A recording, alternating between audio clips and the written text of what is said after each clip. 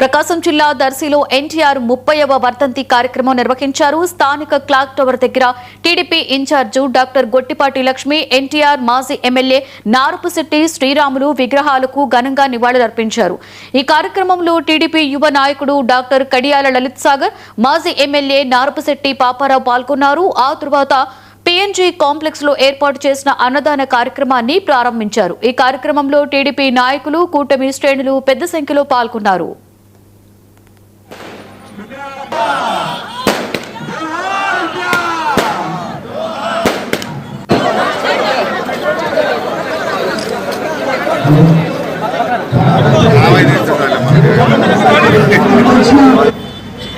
పాపారావు గారికి, పెద్దలకు, తెలుగుదేశం పార్టీ కుటుంబ సభ్యులకు, ఎన్టీఆర్ అభిమానులకు అందరికీ నా నమస్కారాలు.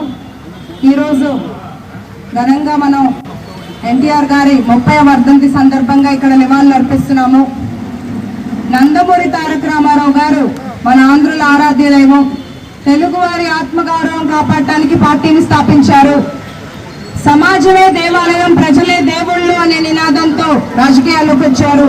పార్టీని స్థాపించిన 9 నెలల్లోనే అధికారంలోకి వచ్చిన ఏకైక పార్టీ తెలుగుదేశం.